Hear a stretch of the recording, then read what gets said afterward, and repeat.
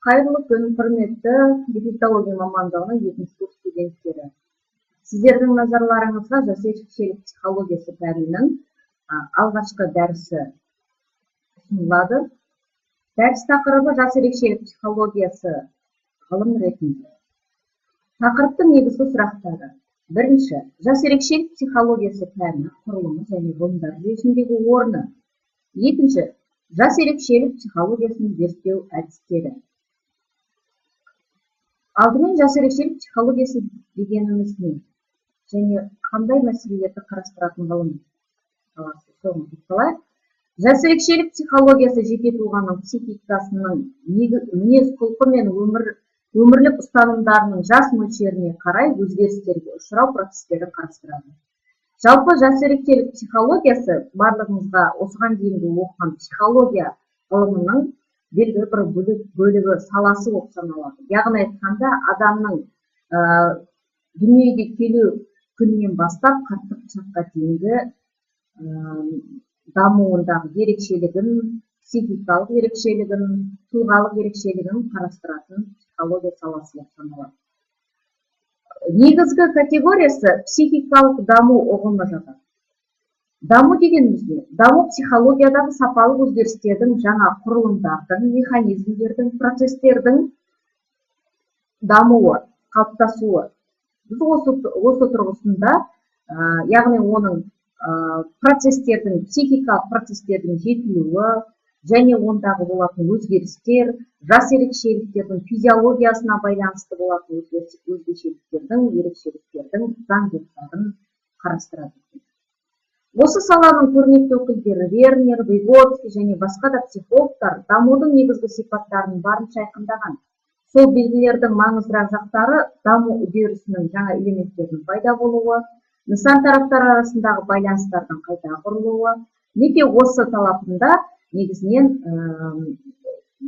назар аударылған. Психикалық даму дегеніміз ол психикалық процестердің уақыт шеңберіндегі сандық, сапалық және құрылымдық жағынан заңдылық негізінде өзгеріп отыруы. Психикалық дамудың тұжырымдамасына тоқталатын болсақ, бұл тұжырымдамасын Элькониннің тұжырымдамасына тоқталуымызға болады.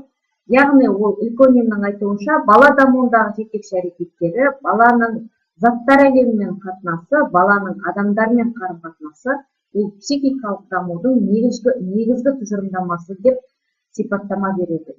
Келісуге болады. Баланың негізгі дамуындағы негізгі жетекші әрекет, негізгі қозғалыс бұл әрекет болып саналады.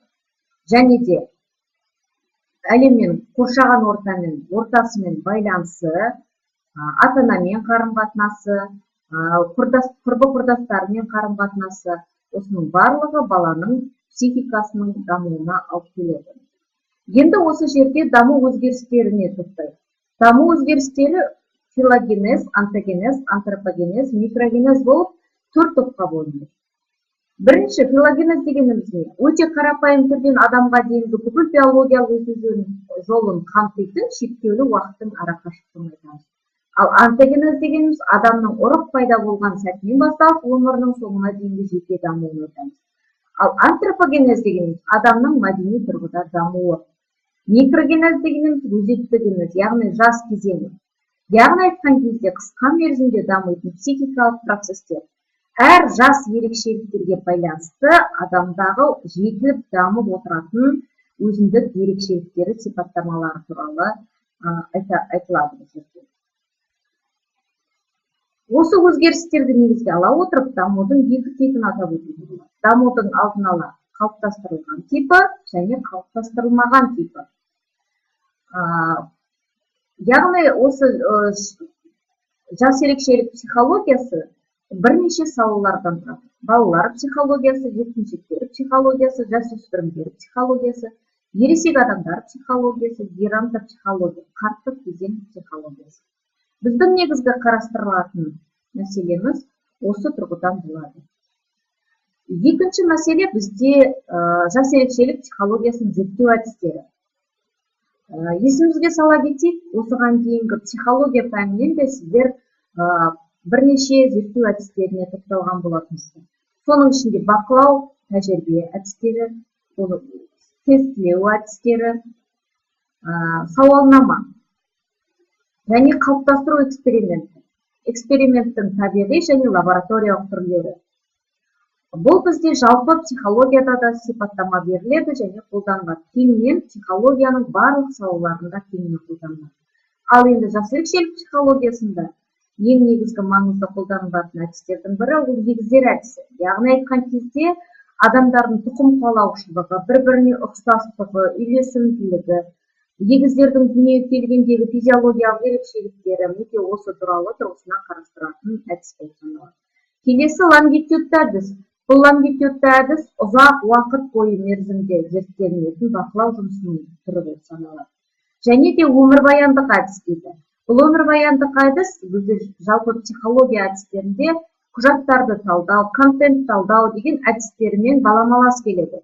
Яғни айтқан кезде белгілі бір адамның дамуындағы даму ерекшелігіндегі құжаттарды талдауға арналған әдістер. Енді бақылау, тестілеу, сауалнама деген әдістерді сіздер білесіздер. Бақылаудың сырттай бақылау, араласып бақылау, бақылаудың бірнеше түрлері бар. Ал тестілеу дегеніміз нақты бір пән көлемінде жүргізілетін, нақты жауабы бар қамтылатын сұрақтар қарастырылады. Сауалнама белгілі бір мәселені терең ауқымды жөнінде нақтылау, көзқарасты нақтылау барысында жүргізілетін әдістер болып табылады. Осы жоғарыда айтылған мәліметтердің қысқаша түрде сіздерге бекіту сұрақтары ұсынылып отыр. Бекіту сұрақтарын назарларыңызға ұсынамыз. Өздеріңізге жазып түртіп алып, ішінен дұрыс жауабын белгілеп, почтаға жіберулеріңізге болады. Және онлайн жүздесу барысында біз бұл туралы сұрақтарды да және тақырыптарды да кеңінен ауқымды талқылаймыз. Сіздерге осы мәселені практикалық сабақта да, өзіндік жұмыста да және де лекция барысында да кеңінен ауқымды талқылау үшін, мәліметті толығырақ алу үшін назарларыңызға мынандай әдебиеттерді ұсынып отырмыз. Бұл әдебиеттер біздердің кітапханаларымызда бар, электрондық түрінде де бар және де жалпы кітапхананың қорында да толығымен жеткілікті. Сондықтан алып, қарап, танысып, тақырыпты тереңнен оқиды деп сенім білдіремін. Бүгінгі таңдағы тақырып сіздерге жас ерекшелік психологиясының алғашқы бағыт беру дәрісі болды. Сіздерге терең мағлұмат тағы да кездесеміз, беремін. Бүгінгі таңда сіздер осы мағлұматтарды танысып шығады деп сенім білдіремін. Назар қойып тыңдағандарыңызға рахмет.